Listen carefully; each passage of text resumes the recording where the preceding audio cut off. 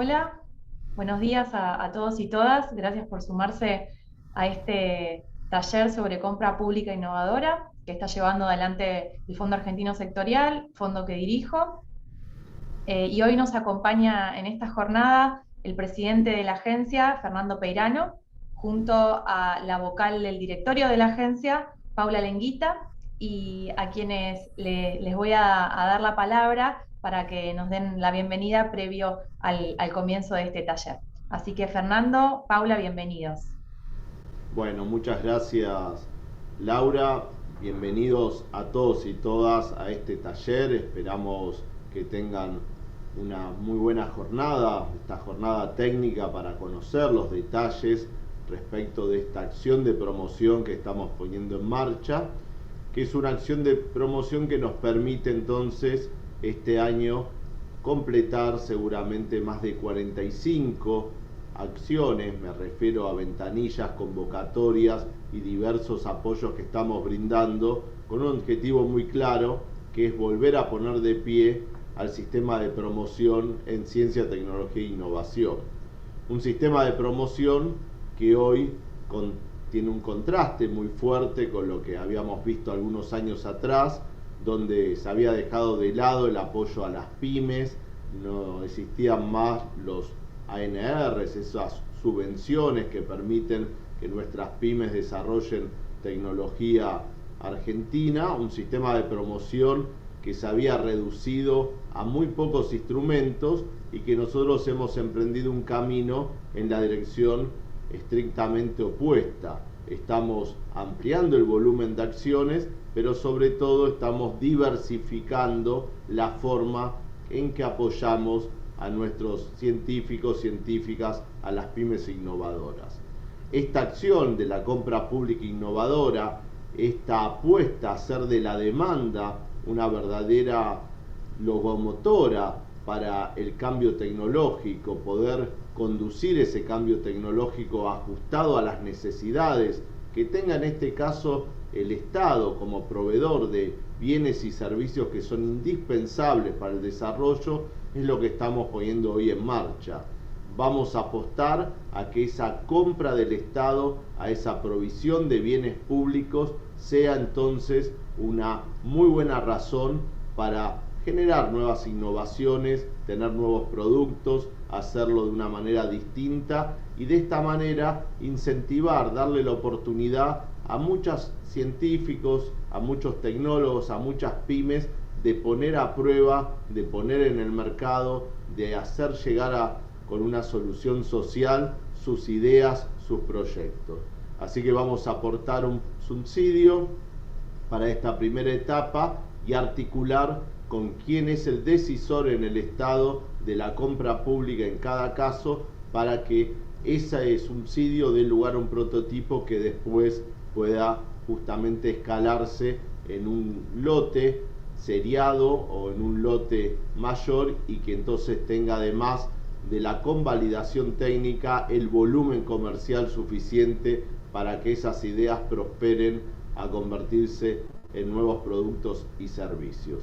Y esto lo estamos haciendo complementando no solo el canal económico financiero, también hoy ponemos mucha atención a lo que es la articulación, a generar los vínculos. Lo estamos haciendo con la red de pymes innovadoras, esa invitación a formarnos, a conocernos, a encontrarnos de las pymes que hacen innovación en Argentina, y lo estamos haciendo en otras acciones donde la articulación es básicamente público-privado, y de eso también trata este trabajo de las compras públicas innovadoras. Y necesitamos ir un paso más, necesitamos avanzar un paso más, que es avanzar a consolidar esta acción de promoción en una ley. Por eso hemos trabajado en el Congreso, en el proyecto del Compra Argentino, su reforma, para incluir un capítulo especial, un capítulo donde la denominación compra pública innovadora sea una figura de nuestro régimen legal, que sea una figura donde el Estado y los funcionarios puedan apoyarse y que sea una carta más de negociación en cualquier tratado internacional de comercio o inversión. Así que estamos conformando un nuevo ecosistema, un conjunto de acciones, de instrumentos, para que quien trabaja cercano a estas soluciones que el Estado, un Estado presente, pero también un Estado eficiente necesita. Y hacia ahí vamos, seguramente con gran impacto en temas de salud, de transporte, con temas de seguridad, con temas de educación. Bueno, las funciones centrales que una sociedad necesita para desarrollarse y que el Estado no puede delegar, ahí tenemos las oportunidades para hacer entonces de las compras públicas motores de la innovación. Hemos aprendido, y con esto termino, en la pandemia una gran lección que también habla del potencial de nuestro sistema. Hemos aprendido que sin tecnología la ciencia no logra tener el impacto que deseamos, no logra tener la masividad.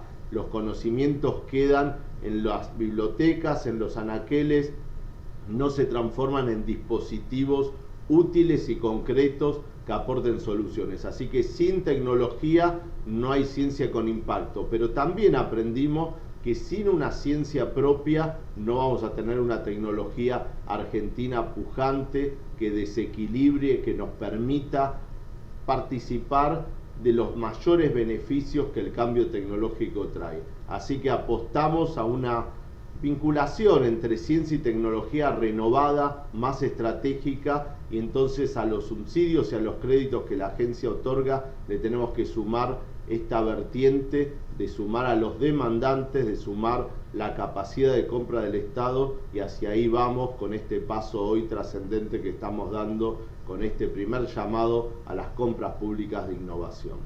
Le quiero pedir ahora al integrante del directorio, a Paula Lenguita, que también nos comparta sus ideas, su parecer frente a esta novedad que la agencia pone en juego. Así que, Paula, te invito a que me acompañes en este saludo inicial.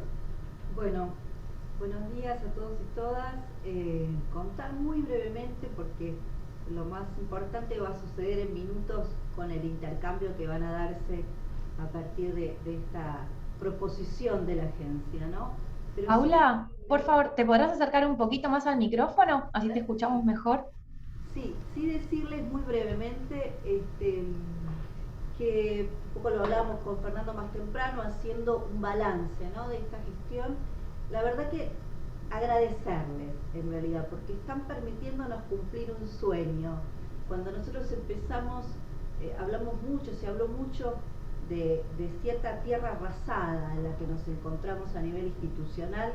Era un edificio que tenía todo por hacer, y hoy, con la presencia de ustedes, con los intercambios, con los proyectos, están poniéndole vida, dándole vida, materializando ese sueño, ¿no? Y creo que este edificio se sigue construyendo, se va a seguir construyendo. Empezó recomponiendo una situación, pero hoy está abriendo nuevos caminos, tendiendo puentes entre las personas, las necesidades y las soluciones, y el Estado está presente en esa creación, ¿no? Eso nada más, agradecerles que están haciendo posible que este proyecto, que empezó, ya digo, muy en los cimientos, porque había muchas dificultades cuando empezamos, hoy tiene muchas ventanas y circula el aire, el sol, para que esto que deseamos se haga posible, y sin ustedes no sería. Así que muchas gracias por permitirnos también ver esta ventanita de esto que está naciendo. Gracias.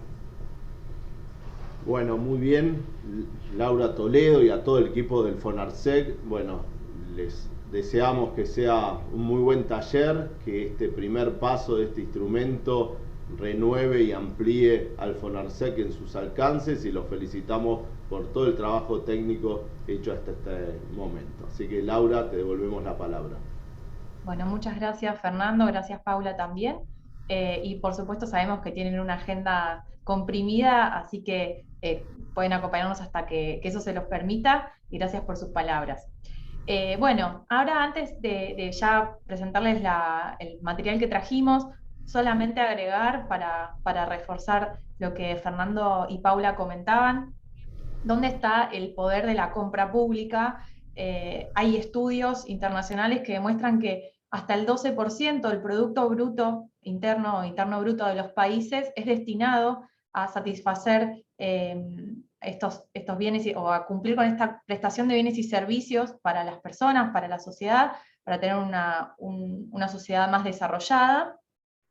Y en general, como bien mencionaba Fernando, hablamos del rubro de salud, hablamos de educación, hablamos de seguridad, hablamos de todo aquello que las personas necesitan y esperan para su buen desarrollo. En particular en Argentina se hizo un estudio que muestra que en el 2019 desde el Estado se invirtieron más de 130 millones de pesos, ¿sí?, en lo que es compra pública directa, esto es adquirir esos bienes y servicios que los producen las empresas, en definitiva, y estamos en esto detectando el fuerte potencial de desarrollo innovador y desarrollo de la industria nacional para poder satisfacer a través de sus productos y servicios lo que el Estado pretende proveer. También hay algunas tendencias, por ejemplo, en lo que es adquisiciones de bienes de capital.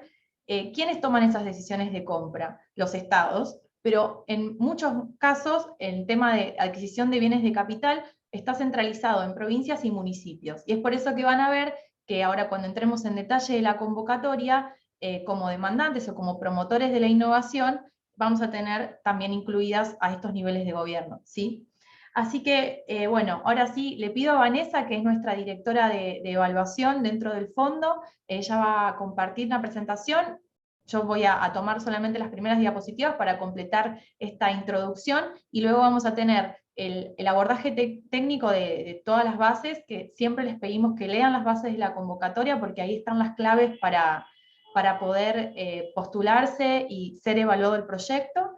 Vamos a pasar también, vamos a recorrer los aspectos económicos financieros en relación a bueno, lo presupuestario, lo que a grandes rasgos se puede y no se puede abordar con este subsidio, y bueno, finalmente también van a tener algún detalle de los aspectos legales, más que nada de la postulación, de qué necesitan quienes están interesados. Ahí veo que Vanessa compartió por el chat el link a la convocatoria, con las bases donde pueden descargar todos los documentos y formularios. Bueno, y seguramente ahora ella ya les va a dar mayor detalle. Así que te pido, por favor, Vanessa, si podés pasar a la siguiente diapositiva, así vamos profundizando, porque hasta ahora estábamos hablando de la compra pública en general, esto que yo les comentaba de estos más de 130 millones de pesos que se destinaron en Argentina en este sentido, en el 2019.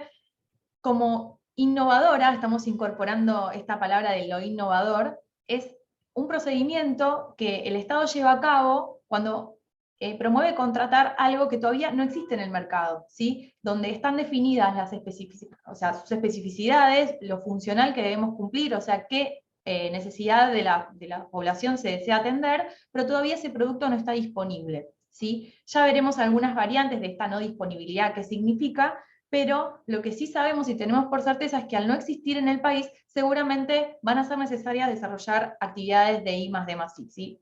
Es investigación, desarrollo e innovación. Entonces, lo que el Estado, en este marco que Fernando Peirano mencionaba recién, que se está promoviendo a través del Congreso, la posibilidad de que el Estado contrate este tipo de innovaciones, se llama compra pública innovadora, ¿sí? Se licita, va a tener un proceso seguramente formal, pero bueno, la agencia, en este caso, van por favor la siguiente diapositiva, en este caso distingue dos tipos de compra pública. Por un lado, la compra pública precomercial, que es aquella en la que el Estado contrata servicios de investigación y desarrollo, ¿sí?, para que se cree el nuevo conocimiento, para potenciar los nuevos productos o bienes, ¿sí?, a una escala prototipado. ¿Por qué? Porque esto después le va a permitir implementar una nueva política o mejorar la calidad, ¿sí?, y los servicios públicos que suele prestar. Y por otro lado, está la compra pública comercial de innovación, en donde el Estado compra esos productos o servicios innovadores que pueden desarrollarse en un tiempo razonable. Por una cuestión del área de trabajo de la agencia, nosotros desarrollamos el llamado de compra pública innovadora modalidad 1, que ahora, como les dije, vamos a entrar en mucho más detalle, pero nos quedamos en la primera definición, que es la compra pública precomercial, ¿sí? Porque si bien la agencia no es que va a tener el lugar de contratación, sí la agencia va a estimular esas asociaciones entre la figura de demandante público, el Estado, que tiene la necesidad identificada, y la empresa o la unión entre empresas y miembros del sistema de ciencia y tecnología para desarrollar esa solución. La agencia busca promover este encuentro. ¿Este encuentro en dónde? En donde todavía hay incertidumbre, donde todavía no sabemos si esa propuesta de conocimiento puede efectivamente acabar en un producto terminado que resuelva la necesidad pública. Entonces, la agencia, como emprendedora en sí misma, aborda esta instancia, acompaña en esta instancia para que esos proyectos puedan avanzar y llegar a un nivel de madurez que sea suficiente como para tener la certeza de que eso se va a poder luego escalar y va a poder prestarse a través de algún servicio del Estado. Así que es un tema técnicamente súper interesante, es una tendencia a nivel global, esto lo está trabajando Uruguay, lo está trabajando Brasil, también Chile, se está trabajando en la Unión Europea, en todo el planeta, pero en este momento nosotros estamos abordando esta primera etapa y es por eso que le pido a Vanessa que por favor ya pase a la siguiente diapositiva, le cedo la palabra y ella va a continuar explicándoles en particular el objetivo de este llamado. Bueno, gracias, Lau. Bueno, ahora sí vamos a entrar un poco en lo que son los detalles del llamado en sí. Yo les copié el link de las bases y del llamado en el chat, así que todo lo que yo voy a desarrollar ahora está en las bases, así que pueden leerlos con mucha más tranquilidad ahí. Y como siempre les decimos, este es un primer taller, seguramente hagamos otros, y siempre estamos a disposición para que puedan consultarnos y podamos orientarlos y ver las particularidades y las dudas puntuales que tengan cada uno con sus proyectos. Entonces, como estábamos charlando hasta recién, el objetivo es, como decía Laura en esta definición de las compras públicas, es promover proyectos que ofrezcan soluciones innovadoras precomerciales. Es decir, estamos hablando de proyectos que tienen que tener un alto contenido de investigación, de desarrollo y de innovación. Estamos hablando de etapas de prototipo, de productos o servicios que todavía no han llegado al mercado, y orientados, y acá es algo clave en este tipo de proyectos, a problemas o necesidades de promotores públicos. Es decir, que todo el proyecto y toda la propuesta de producto, de servicio que se planteen desarrollar, tiene que estar orientado a solucionar un problema, una demanda de interés público, de política pública, de un organismo público, que es este promotor, que ahora vamos a ver quiénes pueden ser estos promotores. Entonces, es muy importante que el proyecto se estructure en función de esa demanda o de esa necesidad. Y como decía, bueno, sí, que puedan mejorar la eficiencia, la eficacia de los bienes o servicios que estos últimos proveen, el Estado en sus distintos niveles, y estos promotores públicos, y que luego de este proyecto y, digamos, de esta etapa de financiamiento, en donde estamos asumiendo el riesgo tecnológico que conlleva ese proyecto, cuando se mitigue ese riesgo y se llegue a un producto más acabado, puedan ser comprados potencialmente por esos organismos públicos en mayor escala a nivel comercial. Entonces eso es el tipo de proyectos a grandes rasgos que va a financiar este llamado. Entonces, como decíamos, lo que se busca es canalizar ideas desde los posibles prestadores de soluciones innovadoras hacia los posibles compradores, es decir, principalmente desde las empresas hacia los compradores, pero también la identificación de estas necesidades de parte de los compradores hacia la industria correspondiente. Es decir, que puede haber un ida y vuelta, digamos, entre quien realice la solución y quienes tengan esta demanda. Bien, como decía recién, acá hay un poco más de detalle de qué tipo de proyectos vamos a financiar. Como les decía, desarrollo de productos o servicios nuevos o adaptados que requieran desarrollar actividades de I+D. Y esto quiero hacer mucho foco, ya lo mencioné anteriormente, tiene que tener, esto es compra pública innovadora, no es solamente compra pública, sino que tienen que tener los proyectos un componente importante de actividades de investigación y desarrollo. Por supuesto también porque estamos en el ámbito de agencia y ese es el tipo también de proyectos que nosotros financiamos. Y que ofrezcan siempre también que sean soluciones innovadoras a estos compradores públicos. Además, deben generar impactos potenciales, como decíamos recién, en la prestación de servicios, en la provisión de bienes, reducir costos, reducir impacto ambiental, desarrollar nuevos mercados a necesidades que no estén satisfechas, generar soluciones originales ante problemáticas que tengan que ver con políticas públicas, entre otros potenciales impactos. Y lo que se pide es que parta de un nivel de madurez tecnológica al menos de un TRL3, es decir, que al menos parta de una prueba de concepto validada en laboratorio. La herramienta de los TRL es bastante conocida, se puede buscar, si no me acuerdo si lo pusimos en las bases o en el link del llamado, pero si alguno no lo conoce y necesita acceder a esta información, se los podemos acercar sin ningún problema. Y la idea es que durante la ejecución de estos proyectos puedan avanzar en los siguientes niveles de madurez, idealmente hasta un TRL7, es decir, que pasen por la prueba de prototipo en laboratorio, prueba en ambiente relevante, prueba en ambiente real, hasta una producción piloto de ese producto o servicio.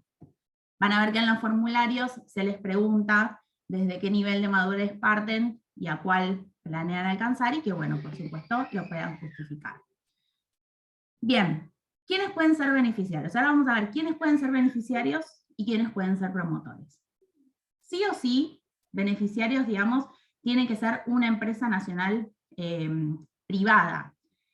Entonces, de mínima, puede haber únicamente una empresa nacional que sea la beneficiaria. Adicionalmente, pueden presentarse en forma asociativa. Estas empresas podrían asociarse con otros organismos e instituciones de I+D, de ciencia y tecnología, y presentarse en forma asociativa como beneficiarios. Es decir, podría presentarse una empresa junto con CONICET, con alguna universidad, y ambos ser beneficiarios. Entonces puede ser solamente una empresa o una empresa asociada con alguna institución de I+D. ¿Y quiénes pueden ser los promotores públicos? Bueno, puede ser el Estado, en cualquiera de todos sus niveles, instituciones o empresas públicas, ¿sí?, que definen y ejecutan la compra de un producto o servicio. Acá, como decía, puede ser el Estado en todos sus niveles, empresas estatales, empresas con participación estatal mayoritaria, organismos descentralizados. Entonces, como veníamos diciendo, beneficiarios: una empresa privada sola, empresa privada con institución de I+D, promotor público, Estado, en todos sus niveles, empresas públicas, o organismos descentralizados, etc. Los promotores públicos no pueden ser beneficiarios. Esto significa que no pueden recibir subsidio, porque en un punto son, digamos, los demandantes de esta tecnología, los adoptantes de esta tecnología y de este desarrollo. Pero sí pueden hacer aportes al proyecto, y es deseable que hagan aportes al proyecto, y se va a valorar que, en la evaluación positivamente, que hagan aportes al proyecto. Estos aportes pueden ser aportes materiales o otro tipo de aportes más intangibles, pero igualmente valiosos para el proyecto. Es decir, el promotor podría aportar contraparte adicional a la contraparte obligatoria, ahora vamos a ver el detalle de eso, o también podría hacer otro tipo de aportes que tengan que ver con poner a disposición determinados recursos, poner a disposición instalaciones o infraestructura, para que de repente el proyecto pueda validar la tecnología dentro de esta institución, entre otros potenciales aportes.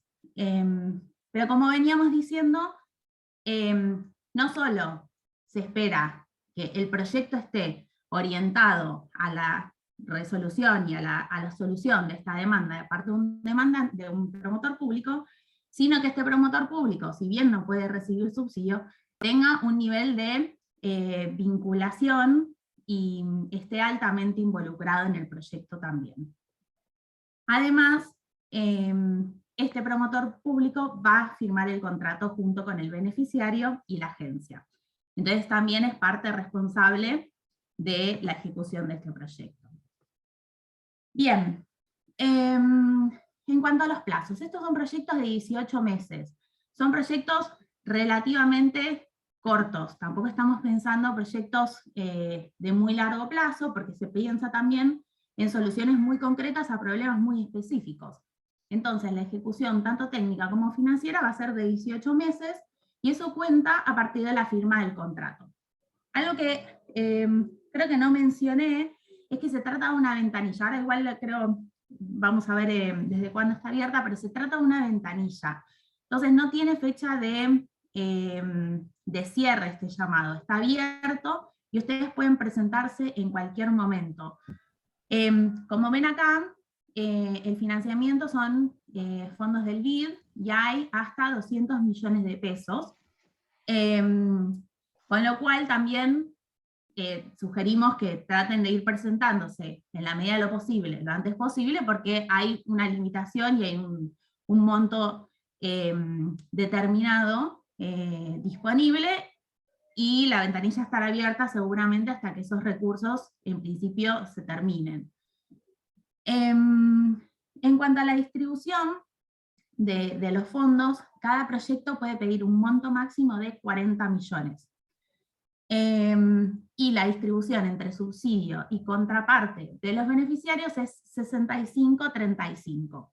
Es decir que los beneficiarios, imaginemos la empresa que se presenta, sola o asociativamente con alguna institución de I+D, pueden pedir un máximo de 40 millones de pesos, y los beneficiarios deben aportar 21 millones, y ahí está el número exacto, de pesos como contraparte. Eso da un proyecto de alrededor de 61 millones. La distribución, como decía, es 65-35. Pero el promotor público puede hacer aportes adicionales de contraparte, como veníamos diciendo, que se calculan por fuera de este obligatorio, digamos, de este 35% obligatorio que sí o sí tendrán que poner los beneficiarios. Como mencioné anteriormente, este aporte adicional del promotor no necesariamente tiene que ser digamos, en aportes de contraparte, en materiales, sino que pueden ser otro tipo de cosas. Por eso lo calculamos por afuera. Podrían hacer una inversión al proyecto y sumarla como contraparte adicional, pero también pueden hacer algo más cualitativo, digamos, y describir en la formulación del proyecto cuáles son todos estos otros aportes que ese promotor va a realizar al proyecto. Igualmente, cuando empiecen a trabajar los formularios, van a ver que este tipo de cuestiones están contempladas. Ahora vamos a ver los formularios y qué les vamos a pedir a cada uno, y los va a guiar para que ustedes puedan volcar toda esa información dentro de la formulación del proyecto. Bien, vamos a hablar de en qué pueden gastar estos 40 millones y los 21 millones y un poquito más que corresponden a la contraparte, así que le voy a invitar a Fernando Beas, que es parte de nuestro equipo técnico, para que les pueda contar cuáles son los gastos elegibles, cuáles no, y un poquito de cómo se ejecuta este tipo de financiamiento. ¿Fer? Bueno, buenas tardes. ¿Se me escucha bien? ¿Sí? Bueno. Sí, Fer, perfecto. A todas y a todos, muchas gracias por participar. Bueno, yo les voy a hablar un poco acerca de lo que es el presupuesto del proyecto, también denominado en las bases como formulario C. Luego hablaremos en líneas generales sobre los procesos y por último un poquito sobre los gastos no elegibles en el proyecto para que los tengan en cuenta. Al hablar de presupuesto comenzaré hablando también de lo que son los gastos elegibles y o sea, que son los aceptados para financiar con este ANR. Dentro del presupuesto ustedes van a poder estructurar los gastos referidos al desarrollo del proyecto. Este presupuesto, como pueden ver, pueden estructurarlo hasta en 7 rubros, sin tope por rubro, y no es necesario que utilicen todos. El primero de ellos, como pueden ver también, es el rubro bienes de capital. Aquí podrán colocar los gastos referidos a la adquisición de equipos estrictamente necesarios para el desarrollo del proyecto.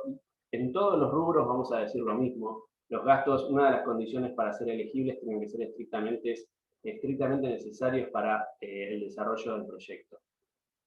Luego tenemos el rubro materiales e insumos. Generalmente son materiales útiles para el proyecto o bien insumos utilizados en la transformación productiva y generación de bienes posteriores. El tercero es recursos humanos. Aquí tenemos una distinción entre lo que son los recursos humanos adicionales y los propios. Los que entran dentro de la ANR, dentro del subsidio, son los adicionales. Estos son contrataciones que pueden realizarse a través, por ejemplo, de adelanto temprana, y son financiables con la ANR, como les decía. No pueden ser personas que tengan relación con la institución beneficiaria o la hayan tenido en el corto plazo. Y, por supuesto, serán personas con determinados perfiles para llevar a cabo las actividades del proyecto. Luego, les decía, están los recursos humanos propios. Estos, al no ser financiables, se espera que se pueden utilizar como imputación a la contraparte. Estas son personas que, perteneciendo, en este caso, a la institución beneficiaria, pueden ser afectados y declarar sus salarios en un porcentaje de actividad que desarrollan dentro del proyecto. Este rubro, les decía, es de contraparte, y dentro de la totalidad de la contraparte que Vane les mencionaba hace unos minutos, no puede ocupar más del 50% de esa contraparte. Ese es el tope para lo que son los recursos humanos propios. El resto lo imputarán en el resto de los rubros. Luego tenemos el rubro consultoría y servicios. Aquí son gastos en asesoramiento técnico o profesional, consultorías requeridas por el proyecto que no podrán superar los 6 meses de duración. Y generalmente se contrata a través de la modalidad de locación de obra. Se contrata un producto, como mucho en 6 meses se termina el producto, se hace una entrega por ese trabajo realizado y una aceptación o no a través de la institución beneficiaria. Luego, el próximo rubro que vemos es infraestructura. Este rubro está contemplado para la adecuación de edificios u obra nueva, siempre, como decimos, en atención a los requerimientos del proyecto. Puede ser una adecuación o una obra nueva, siempre que tenga que ver con la disponibilidad o para poner a disponibilidad del proyecto. El sexto de los rubros es viajes y viáticos. Estos deben ser siempre relacionados con el proyecto y que sean estrictamente necesarios. Por ejemplo, pueden ser visitas a otros centros de investigación por capacitación o visitas de asesores expertos al proyecto, exposiciones o ferias de carácter comercial de productos afines al proyecto. Y por último tenemos el séptimo de los rubros, que es gastos administrativos, que de solicitarlos podrán representar en gasto hasta el 5% del total del subsidio, con un máximo de 1 millón de pesos por proyecto. Esto es, si ustedes solicitan los 40 millones de subsidio como máximo, ahí sí representa que van a poder utilizar hasta 1 millón de pesos en ese rubro. Bien, esto es más, en líneas generales, cuáles son los rubros y qué representa cada uno de esos rubros para que ustedes puedan estructurar en ellos el presupuesto del proyecto. Luego les decía, antes hablamos un poquito, ahora algunas consideraciones importantes sobre los procesos para llevar adelante las adquisiciones que ustedes detallarán en el presupuesto. Las adquisiciones contempladas en los proyectos con fondos del subsidio deberán realizarse siguiendo los procedimientos de adquisición establecidos y supervisados por la agencia. Para esto se los proveerá a cada uno de los proyectos de modelos de pliegos o contratación que van a utilizar. Me parece importante aprovechar y hacer hincapié, ya que estuve hablando de los gastos elegibles, de su distribución posible en los distintos rubros, aclarar la importancia que tiene en todo esto la gestión administrativa del proyecto. En todo proyecto se hace mucho hincapié en la parte técnica, obviamente que eso es súper importante, pero no hay que subestimar la gestión administrativa, ya que los procesos no son simples y siempre merecen mucha dedicación. Bien, entonces, podemos decir que los procesos para llevar a cabo las adquisiciones son procesos competitivos, son regidos por el reglamento del BID y de la agencia, y son supervisados desde comienzo a fin por la agencia, en este caso por el FONACEC. Además, todo lo comprado y contratado debe ser previamente proveniente de un país miembro del BID. No se puede contratar ni comprar algo que no sea de un país miembro del BID. El BID es bastante grande, pero siempre hay en alguna cuestión, siempre hay que saber cuál es el posible proveedor para que no caigamos en una imposibilidad de compra. En ese caso, si el proyecto llega a necesitarlo, lo podrán comprar de contraparte, porque se transformaría en un gasto no elegible. Bien, otra cosa muy importante tener en cuenta es que se espera que cuando se arme el presupuesto se ponga el foco en las grandes compras. A ver, la agencia no realiza, en este caso, pagos menores a una cantidad de pesos que equivalgan a $5.000, a excepción de los rubros recursos humanos, gastos administrativos y viajes y viáticos. Pero el resto de los rubros no se hacen erogaciones o pagos a proveedores por menos de $5.000. Con lo cual, es una recomendación que ustedes aprovechen el subsidio para hacer compras que son grandes y quizás las compras menores puedan aprovechar para comprarlas desde la contraparte. Por otra parte, trabajamos bajo la premisa de economía de procesos. Eso quiere decir que al realizar los procesos, tratan de segmentar lo que se va a adquirir por tipo de bien o tipo de proveedor. De esta forma, se hará, digamos, la menor cantidad de procesos para comprar la mayor cantidad de bienes. Algo importante que hace a la eficiencia del sistema es que los procesos están digitalizados. Esto es bastante importante. Desde que comenzó la pandemia, una de las cosas positivas fue que todo lo que ustedes generan nos lo pueden enviar de una manera formal por mail. Antes caíamos en la impresión de papel por todos lados. La verdad es que esto nos facilita muchísimo las cosas, así que los procesos están digitalizados no solo para recibir la documentación, sino también para hacer las devoluciones, lo que nosotros llamamos las no objeciones, que también se notifican vía email. Y esto hace que el proceso sea mucho más rápido. Bien, por último, les decía al inicio, podemos hacer un punteo de lo que son los gastos no elegibles, lo que no se podría comprar o contratar a través de lo que es el subsidio. Estos son, por ejemplo, los gastos anteriores a la fecha de la resolución de adjudicación. Esto quiere decir que los gastos posteriores a la resolución de adjudicación, ustedes sí podrían tenerlos en cuenta y podrían ser contemplados para pagar desde el subsidio, siempre con una autorización de la agencia, o del FONARSEC en este caso. Lo que no se puede, en lo que no se puede gastar también, que no es un gasto elegible, son, por ejemplo, los pagos de servicios públicos, la adquisición de bienes usados, las reparaciones o compras de repuestos. Tengan en cuenta que un gasto elegible es un accesorio, no un repuesto. Así que las reparaciones y compras de repuestos sí pueden dejarlos si lo necesitaran, también para imputar de la contraparte. Los impuestos y tasas es un gasto no elegible, y toda adquisición no relacionada con el desarrollo del proyecto. Un gasto no elegible también, para que tengan en cuenta, sería la contratación de una persona o un servicio entre los beneficiarios del proyecto. Eso no es un gasto elegible. Así que bueno, este es un pantallazo un poco para hablar sobre lo que es el presupuesto, los rubros, lo que son los procesos y, por último, lo que son los gastos no elegibles. Así que espero que haya colaborado y les agradezco mucho la participación y le doy, creo que, el pase a Vane para que... Sí. Bueno, muchas gracias. Gracias.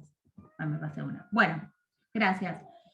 Bueno, como les decíamos también, recuerden que estábamos hablando, y en línea con lo que les estaba diciendo Fernando, que estamos hablando de proyectos de 18 meses. Entonces, entendemos que los presupuestos tienen que ser presupuestos ejecutables también en 18 meses, y que como son proyectos muy orientados a un desarrollo muy concreto, a una demanda muy específica, debieran ser proyectos también que en su composición, presupuestos que en su composición sean muy concretos, donde todos los bienes o los ítems que lo compongan estén muy bien justificados también a los fines de los objetivos que se pretenden lograr.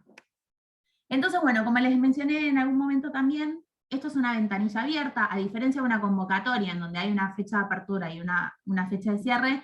La ventanilla se abrió el 14 de junio y va a estar abierta para que ustedes puedan ir presentando a medida que vayan formulando sus proyectos, y en la medida siempre de que haya disponibilidad de recursos, estos 200 millones que mencioné que son los disponibles. Así que digamos, tienen la ventaja de poder presentarse en cualquier momento, pero tampoco subestimen eso, porque bueno, pueden presentarse proyectos y pueden estar muy bien, se pueden aprobar a medida que se presentan y se pueden agotar los fondos. Vamos a entrar en la parte más administrativa y más operativa de cómo tiene que estar armado y compuesto este proyecto, los formularios, la documentación. Así que bueno, van a ver que nosotros les vamos a pedir que definan algunas figuras dentro del proyecto, que siempre es lo que pedimos siempre y creemos que ayuda a la ejecución, tanto si se presentan en forma individual, solamente una empresa, como en forma asociativa, una empresa con alguna institución de I+D, ustedes tienen que definir estas figuras.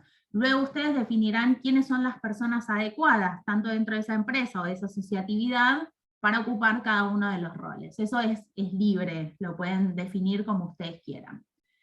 Entonces, en primer lugar vamos a pedir que definan y designen un gerente, un project manager, digamos, general del proyecto, que es la figura máxima de este proyecto, y quien va a llevar adelante la gestión integral del proyecto, tanto en sus aspectos técnicos como en sus aspectos más administrativos. Es quien mira un poco el proyecto como un todo y es el responsable máximo de la ejecución del mismo.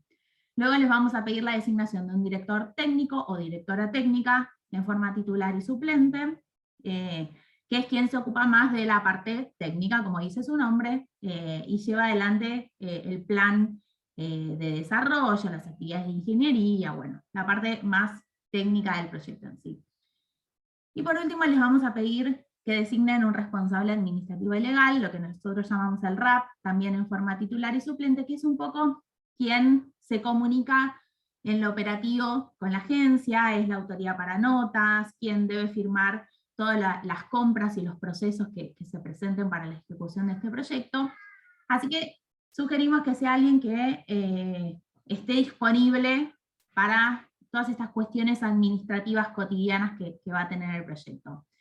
Si fuera una presentación asociativa entre una empresa, por ejemplo, junto con alguna institución de I+D, siempre sugerimos que cada una de estas instituciones designe un RAP, uno que tenga el titular y el otro el suplente, porque como cada uno compra por su lado, digamos, cada uno debe llevar adelante sus compras, agiliza mucho los trámites administrativos y resulta muy operativo que cada uno tenga dentro de su institución una persona con la capacidad de poder firmar los documentos que se presentan ante la agencia.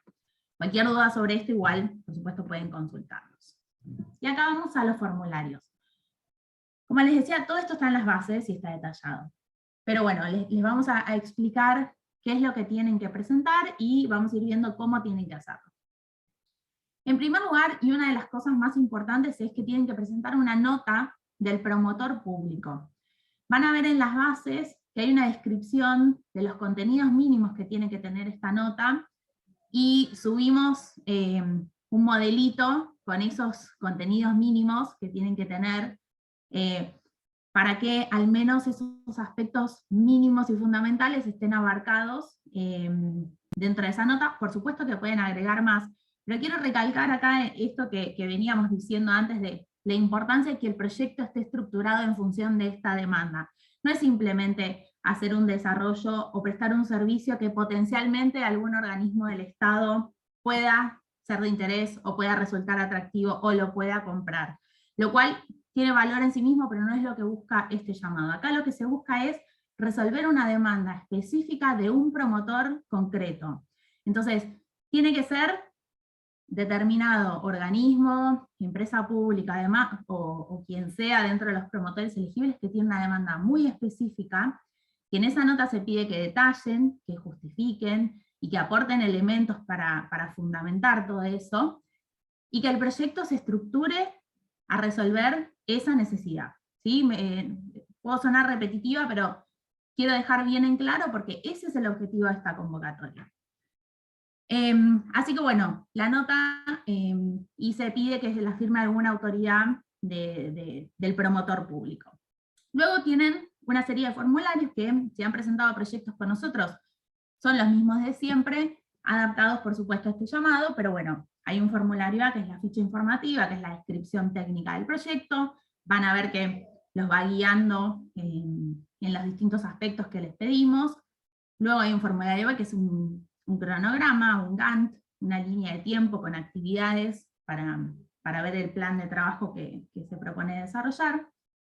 El formulario C, que es el plan de adquisiciones, que es el presupuesto, en donde van a poder volcar todo lo que estuvo explicando Fernando recién, todo lo que van a adquirir los beneficiarios, lo que se va a aportar de contraparte, y que compone la totalidad del subsidio solicitado y la contraparte a aportar.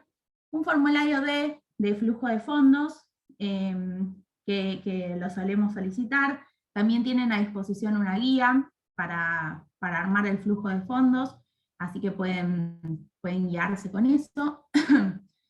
Y ahora viene una serie de declaraciones juradas.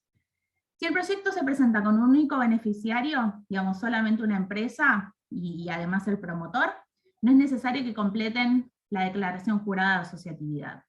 Si el proyecto se presenta en forma asociativa, es decir, una empresa con alguna institución de I+D, sí deben completar este formulario de asociatividad, que lo van a ver, bueno, y también les pide una serie de información sobre los beneficiarios, y luego sí tienen que presentar declaración jurada de otros financiamientos, es decir, si este proyecto está presentado o tiene, tanto si presentó como si tiene aprobados otros financiamientos, tanto de la agencia como dentro de otros organismos o otro tipo de financiamientos para este mismo proyecto y estos objetivos concretos, una declaración jurada de anticorrupción y fraude, una declaración jurada ambiental, y los CVs actualizados de las figuras que mencionamos antes, el gerente, los directores técnicos y los RAP. Adicionalmente se pide copia del DNI del representante legal y una serie de documentación respaldatoria de las instituciones beneficiarias. Ahora le voy a dar la palabra a Natalia Raciati, que es la abogada del fondo, para que les pueda contar un poco más qué es esta documentación que ustedes deberán presentar según los beneficiarios que compongan este proyecto. Nati, ahí paso la diapo. Gracias, Vane. Bueno, como les comentaba Vanessa, a todo esto, a todo el set de documentación anterior que ella mencionó, ya sea notas, formularios, DDJ, toda la serie de declaraciones, CV, DNI, es importante que esté todo eso completo, más de acuerdo al tipo de beneficiario y entidad que participe en la conformación del proyecto, le asignarán otra determinada documentación que les es propia. En este caso, para las empresas y entidades privadas con o sin fines de lucro, se les va a estar solicitando que presenten asimismo DNI del representante o apoderado legal de la empresa, el último balance o un balance de corte que fuera certificado también por el Consejo Profesional interviniente para dicha tarea, una copia del estatuto y modificaciones, si éste las tuviera, que fuera inscrito en el registro correspondiente, en el registro público o dirección de personerías jurídicas de las personas jurídicas. En este caso, tanto como el acta de designación de las autoridades de la entidad, deben estar certificadas. Hago hincapié en esto porque es importante para que después, digamos, no deparen en una demora en lo que es la etapa de admisibilidad de las propuestas. Así que en ese sentido, todo lo que sea balance, estatuto y acta deben estar certificadas tanto por colegios profesionales, escribano público y demás. En caso de un poder, de contar el apoderado, se adjunta también la copia certificada del mismo. Documentación de la empresa, acá voy a hacer, digamos, hincapié en que las empresas que pueden ser beneficiarias de este llamado, no deben mantener relaciones de vinculación o control con otros grupos económicos, tanto nacionales como extranjeros. Este punto, justamente documental, hace de cotejo y de verificador de ese extremo que se está solicitando. Por otra parte, la constancia también de inscripción de CUIP en AFIP de las empresas y estas entidades con o sin fines de lucro que acrediten tal condición. Domicilio, por supuesto, legal y fiscal en la República Argentina. Por otra parte, tenemos a las instituciones públicas, donde se les pide el estatuto y la acreditación de personería de la autoridad que está a cargo de dicha entidad. a todo esto también pueden acompañar en caso de contar con documentación respaldatoria del vínculo entre instituciones, por ejemplo, en el caso de los consorcios asociativos, si pueden, digamos, programar ese tipo de presentación de propuestas, pueden acompañar todo lo que tengan en relación a convenios, acuerdos de explotación y demás que vinculen a esas entidades. En la próxima etapa, ahí vuelve un poco, van a tomar la palabra y bueno, también haciendo hincapié que es una presentación 100% digital y que tengan en cuenta que todo ese set de documentación y digamos, presentación abre a la etapa de evaluación técnica, ¿no? Porque es la parte de admisión la que tiene la llave para que puedan llegar estas presentaciones a poder ser analizado en su contenido técnico. Bueno, le devuelvo la palabra a Vanessa y quedamos a disposición. Bueno, gracias, Nati. Bueno, ya para ir terminando, vimos tipo de proyecto, gastos elegibles, formularios y documentación a presentar, documentación respaldatoria. Todo esto pueden, como les dije al principio de la charla, todo está en las bases, está en la web. Ahí tienen el link, digamos, la web de la agencia, les puse el link en el chat. Y todo, como les decía también Fernando, en cuanto a las compras, todo es digital. Así que para cargar todo esto van a tener que acceder al sistema de gestión de proyectos de la agencia y subirlo ahí. Ahora lo vamos a ver un poquito más en detalle. Y acá les dejamos el mail del FONARSEC, que es fonarsec@mincit.gov.ar, para que puedan mandarnos las consultas que hagan falta, y en general respondemos muy rápidamente, así que los podemos ayudar con las dudas que tengan. Entonces, ¿cómo se presentan? Primero y principal, lean las bases. Como siempre, lean en detalle las bases, trabajen las bases, exploren los formularios, vean un poco qué es lo que se pide en las bases y qué se pide en los formularios. Se bajan todos los formularios, tienen todas las guías ahí, completan toda la documentación y los formularios, y lo que van a tener que hacer es subir, acceder al SGP. Si tienen un usuario ya lo pueden entrar, si no se registran. Hay un instructivo también de cómo cargar en SGP, y van a cargar algunos datos mínimos en el SGP, y ahí van a subir toda la documentación, tanto los formularios como toda la documentación respaldatoria que les mencionaba Natalia. Algo que no dije es que si hay alguna información adicional, alguna cuestión técnica muy particular de este proyecto que no está abordada en los formularios, si ustedes creen que es pertinente e importante de acompañar, pueden hacerlo. Ustedes pueden también subir alguna documentación anexa o alguna descripción técnica adicional, por decir algún ejemplo, que no esté incluido dentro de lo que es lo obligatorio, pero que sume valor a la hora de la formulación y de la descripción de este proyecto. Entonces ustedes cargan todo en SGP. Como siempre les decimos, bueno, en este caso no hay fecha de cierre, pero bueno, tómense un ratito para leer un poco el instructivo de SGP, que trata de guiarlos y abordar los posibles problemas que les puedan surgir. Suben todo ahí y después les va a descargar un reporte con un número de proyecto.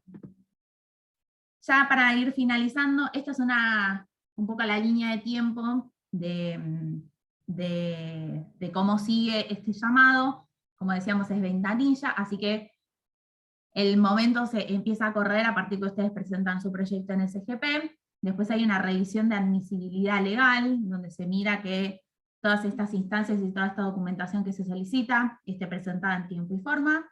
A partir de eso, los proyectos admitidos pasan a la instancia de evaluación. Siempre nosotros trabajamos con evaluaciones por pares, con especialistas, interdisciplinarias, en donde se va a tratar de abordar todos los aspectos del proyecto. En el caso de resultar adjudicados, eso pasa por el directorio de la agencia, sale una resolución y se dispara la firma de los contratos, que como les decía, firman tanto los beneficiarios como el promotor público con la agencia. Y ahí se inicia la fase de ejecución de estos hasta 18 meses de ejecución del proyecto, y que es acompañada también por un seguimiento técnico que hacemos desde el fondo de, por supuesto, el cumplimiento también de los resultados técnicos.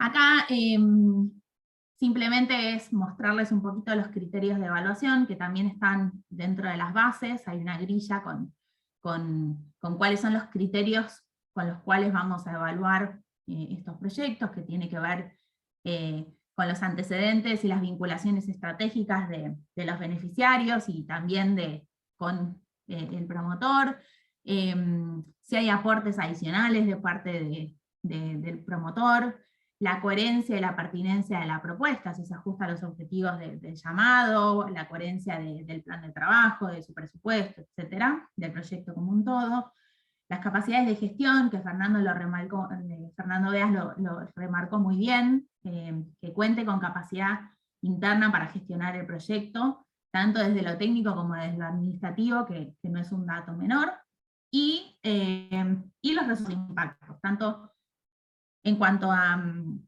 la provisión de bienes y servicios de interés público, como a la política pública en general, y al problema o la necesidad que este proyecto busca resolver, y otros impactos en otras dimensiones.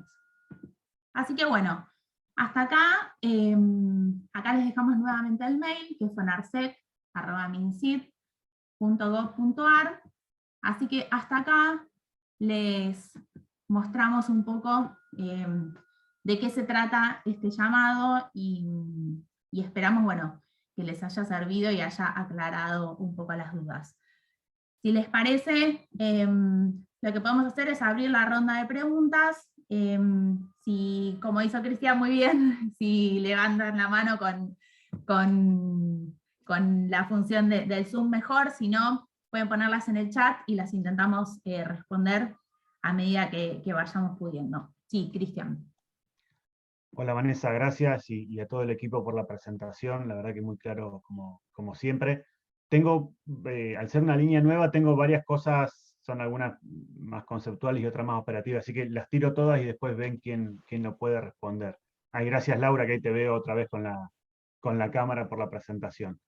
Esta pregunta es más general, respecto de si el FONARSEC o la agencia definen prioridades o tipologías de proyecto. Por cómo lo escuché a la presentación, entiendo que el tipo de proyecto y la demanda la va a establecer el promotor, y no hay ningún lineamiento por parte del FONARSEC. Esa es una. Y en ese sentido, si el FONARSEC ha hecho algún tipo de relevamiento de demandas en este sentido, o directamente va a ser la demanda que trabaje el promotor con, en este caso, digo, la universidad o quien sea del sistema científico. Después, si la presentación es asociativa, ¿cuál es el tipo de figura? Si hay alguna figura previa para la presentación, o tiene que haber una figura asociativa posterior, una vez que se adjudique el subsidio, como pueden haber sido en su momento los consorcios públicos-privados, algo de eso. Otra pregunta que probablemente la pueda responder Fernando, en el caso que no sea un proyecto asociativo y que la empresa beneficiaria contrate servicio I+D, imagino que ese rubro podrá ser la consultoría, ¿no? Y la universidad ser contratada por la empresa para la I+D en ese rubro. Y otra pregunta más conceptual tiene que ver con que, porque habla en las bases habla de que el derecho de propiedad intelectual es licenciado sin costo al promotor, ¿no?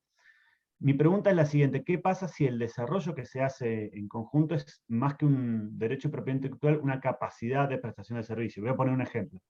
Imaginemos que un hospital público o un Ministerio de Salud requiere el desarrollo de una técnica analítica para, qué sé yo, el monitoreo de pacientes internados, ¿no? Que requiere, que es una técnica que no existe, que hay que desarrollarla, que requiere esfuerzo I+D, pero no puede transferirle esa capacidad al promotor. Me explico, porque la capacidad de prestación de servicio la tiene el sector científico. ¿Qué pasa en ese caso que no hay un derecho de propiedad intelectual transferible? Perdón por la lista de preguntas, si quieren, si se olvidó alguna, la repasamos. Gracias. Vamos por partes, sí. Te respondo las dos primeras, después Fer te responde la de la compra, y Lau o Nati, la de propiedad. Bueno, en realidad en este llamado y en esta modalidad no hay una priorización de tipo de proyectos en cuanto a tecnologías o sectores, digamos, va a depender un poco de la fortaleza de cada proyecto en sí, de cuán bien esté identificada esa demanda y el impacto potencial también que tenga esa solución o ese potencial proyecto. En este caso hay otras modalidades de compra pública en donde se busca, digamos, es al revés, se busca cuál es el desafío y a partir del desafío se busca después los potenciales desarrolladores. En este caso y en esta modalidad que estamos lanzando ahora, no está pensado de esa forma, sino un poco más abierto y sin priorizaciones. O sea, va a depender un poco de la fortaleza de los proyectos y los impactos potenciales que tengan. En relación al consorcio, no hay más CAP como lo conocíamos. Hay CAP, pero no, digamos, no como lo conocíamos anteriormente con esta necesidad de generar el instrumento a través de un escribano público, que como solía ser antes, que por ahí demoraba un poco lo administrativo. Lo que hemos hecho a partir de la pandemia, reemplazamos la figura del CAP, del consorcio asociativo público-privado que se hacía mediante un escribano, con el formulario de la declaración jurada de asociatividad. Entonces ahí en la declaración jurada, la estructura es similar porque se pide bastante similar la información, se pide quiénes son los beneficiarios, se hacen preguntas sobre los potenciales desarrollos, cómo los van a comercializar, bueno, una serie de cuestiones, pero no requiere la intervención de un escribano, sino únicamente la firma de todos los beneficiarios. Entonces con ese documento ya reemplazamos y simplificamos un poco más ese paso que solía ser bastante complejo en algunos casos y demoraba tiempo. Fer, ¿querés contestar la de la adquisición? Sí, Vane, gracias. El rubro sí es consultoría y servicios, el rubro, el que sería, lo que no se puede es contratarse entre miembros del consorcio, del grupo de empresas o instituciones que forman parte. Después, si la consultoría viene de un lugar en donde no se firmó, si no hay un miembro firmante, no es problema. El tema es que no se puede contratar. Si una universidad es parte del consorcio, no puede contratarse a la universidad. Puede contratarse a otra universidad o cualquier otra institución. No sé si responde eso la consulta. Sí, gracias, Fernando. Bueno. Bueno, creo que ahora es el turno del tema de la propiedad intelectual, que para tranquilidad de los desarrolladores, esto es algo conversado con el banco. Para que ustedes sepan, como Vanessa explicó, el financiamiento proviene del Banco Interamericano de Desarrollo, donde las bases tienen una no objeción, ¿no? Como que el banco siempre, por supuesto, tiene un foco, y la agencia tiene un foco también de trabajo articuladamente con el Ministerio y con otras instituciones públicas para trabajar especialmente el tema de la propiedad intelectual. Y lo que está explicitado es que los acuerdos de propiedad van a ser entre las partes. O sea, la agencia en su caso no va a intervenir ni a exigir. ¿Cuáles son las partes? Las que mencionó Vanessa a lo largo de toda la explicación. Tenemos el Estado, que es el que plantea la demanda pública, la necesidad, donde probablemente si contribuye con conocimiento, probablemente tenga algún derecho y pueda pedir por algún derecho de desarrollo. También tenemos a la empresa, o sea, en este llamado, si no hay una empresa que se presente, no hay posibilidad de adjudicar ningún subsidio, porque es la empresa la que luego garantiza la capacidad productiva para abastecer la demanda del Estado. Si no, no habría flujo de bienes, ese es el origen de la compra pública. O sea, la compra pública como política pública tiene esa intención de traccionar la capacidad productiva local y satisfacer necesidades del Estado, ¿sí?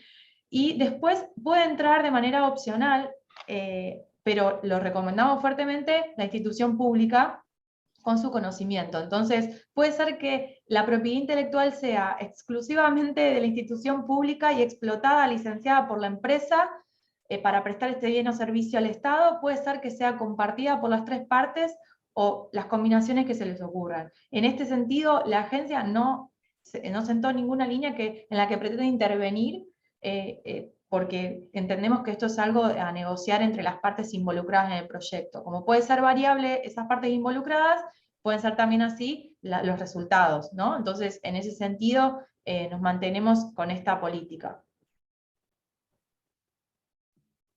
Bien. Bueno, seguimos con Sergio, sí. ¿Qué tal? ¿Se me escucha bien? Sí, perfecto.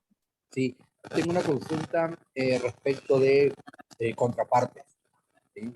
Suponiendo que nosotros tenemos una empresa privada, que obviamente es el beneficiario, que es el que participa, se asocia, digamos, o trabaja de manera colaborativa con una institución científico-tecnológica, ¿sí? Podría ser un grupo de investigación, ¿sí? Para responder a una demanda de un promotor público, que podría ser un ministerio de salud, un laboratorio público. Los recursos humanos que pone la empresa los puede aportar como contraparte. También también los recursos humanos del grupo de investigación podrían ser como contraparte. Esa sería una pregunta. Y la otra es respecto a esto que estaban hablando de las contrataciones, ¿sí? Si el grupo de investigación presta un servicio como parte del proyecto, no lo puede cobrar, pero sí lo podría poner como contraparte. Esas serían las preguntas. En relación, lo que mencionaste al principio de la contraparte es correcto, digamos. Todos los beneficiarios podrían aportar recursos humanos, o sea, en este esquema de institución de I+D con empresa, podrían aportar sus recursos humanos como contraparte hasta el 50% de la contraparte exigida. El resto deberían ser aportes de contraparte en otros rubros. No me quedó tan claro, por ahí Fer me puede complementar, o sea, si el grupo de I+D presta un servicio, no se le puede pagar con el subsidio. Si presta el servicio, la segunda parte era si lo podía rendir de contraparte. Claro, porque a ver, vamos a suponer que el grupo de investigación realiza un servicio analítico, una determinación, ¿sí? Con un determinado equipamiento. Eso requiere tiempo, requiere insumos. Eso normalmente a veces, inclusive hasta, si fuera un grupo CONICET, podría ser un stand, un servicio tecnológico a alto nivel, y está costeado, digamos. Eso tiene un valor. O sea, si ese valor puede ser aporte de contraparte al proyecto, digamos. Hola, Sergio.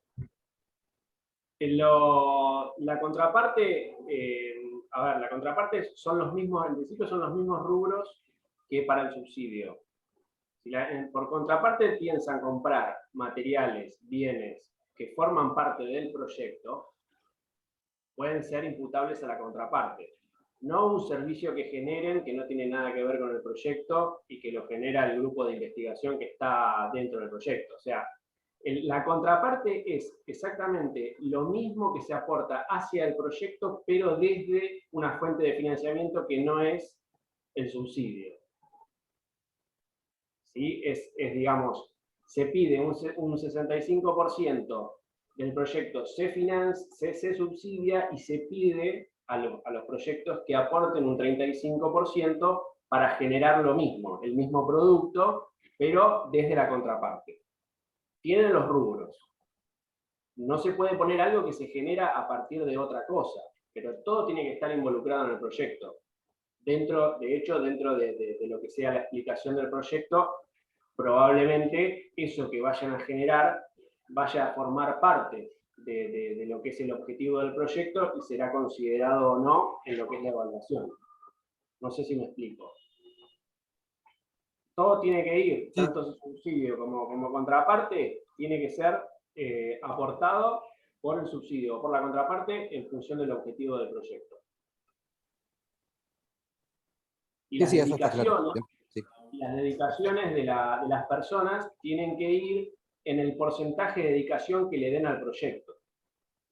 Si una persona gana 100 por sus actividades normales y se le dice, bueno, mirá, a partir de mañana colaborará o se ofrece o llegan a un acuerdo que va a colaborar el 50% imputables a la contraparte, o el 30% o el 60% o lo que sea. En líneas generales, como decía Vane, recursos humanos no puede aportarse más del 50% de lo que es el total de la contraparte. Bien, respondo a algunas que varias de las del chat ya fueron respondidas, pero bueno, voy contestando algunas y ya vamos cerrando. La charla va a estar subida a YouTube, así que después queda disponible por si quieren volver a verla o si quieren compartirla con alguien que pueda ser de su interés. No hay montos mínimos de proyecto, sí hay montos máximos, pero digamos, bueno, dependerá de la justificación del proyecto, pero bueno, veníamos insistiendo bastante en el tema de no focalizarse en compras muy pequeñas, entonces se espera también proyectos de una cierta envergadura en cuanto a su presupuesto, o sea, no necesariamente tienen que pedir los 40 millones, y no hay un mínimo establecido por base, pero bueno, tampoco se esperan proyectos demasiado chiquitos en cuanto a su financiamiento. Una persona podría sí ocupar varios roles, esto de gerente, director técnico y RAP, podrían ocuparlo varias personas, digamos, una persona ocupar más de un rol. Tengan en cuenta que generalmente se espera que la dedicación de esas personas, de las figuras claves al proyecto, ronde el 50% de su tiempo, sobre todo, bueno, acá que estamos hablando, como decíamos, de proyectos cortos, entonces, bueno, contemplen eso. El hecho de tener un subsidio en ejecución dentro del mismo tema es bueno o malo para la elección de proyecto, no es ni bueno ni malo, digamos, simplemente les pedimos que nos lo declaren, digamos, que nos lo informen, y por supuesto, la agencia no va a financiar 2 veces exactamente lo mismo, se trata de, bueno, de que los subsidios o los distintos financiamientos se complementen y saber si está financiado exactamente lo mismo o no con los fondos. Así que bueno, el resto ya la fuimos abordando. No veo más manos levantadas, así que bueno, podemos ir cerrando. Les agradecemos a todos. Como saben, está el mail a disposición, y bueno, y le paso la palabra a Laura, así ya vamos haciendo el cierre. Bueno, gracias Vanessa, felicitaciones al equipo que estuvo ahí atento y brindando detalles sobre este llamado que, como decimos, es estratégico para nosotros como agencia, como institución que promueve la ciencia y la tecnología y la innovación a partir de ellas. En este caso, estamos trabajando para que las empresas puedan desarrollar soluciones para el Estado, ¿sí? Y en particular esta modalidad, como mencionaba Vanessa, es específicamente para que vengan las demandas ya planteadas y las soluciones propuestas y proyectadas, ¿sí? Así que eso, esperamos sus consultas, tienen tiempo para formular... ¿Puedo preguntar si es para emprendedores? Entendemos... ¿Hay alguien que está interrumpiendo? ¿Cómo? Solo quería saber si es para emprendedores o para empresas, lo había preguntado. En las bases está, si tuviste la oportunidad de leer las bases, si no, Vanessa compartió el link, pero en las bases está expresado que es para personas jurídicas conformadas, porque tiene que demostrar esta capacidad de desarrollo y producción, ¿sí? Si vos tenés capacidad de producción para abastecer al Estado, seguramente con la inscripción, el balance, todo lo que se demanda de una empresa, seguramente será sujeto elegible. Eso igualmente te invitamos a que envíes por correo si tienes alguna pregunta específica más, para que podamos responderte en particular. Y además, esto es, las personas jurídicas se pueden asociar con otras personas jurídicas, digamos, con otras empresas y con otras instituciones de ciencia y tecnología, porque reforzamos, esto es para proyectos de desarrollo que tengan alto contenido científico. Así que, bueno, les agradecemos por el tiempo. Como dijo Vanessa, esto va a quedar en nuestro canal de YouTube, así que en caso de que necesiten repasar algo va a estar disponible. Muchísimas gracias y que tengan buen día.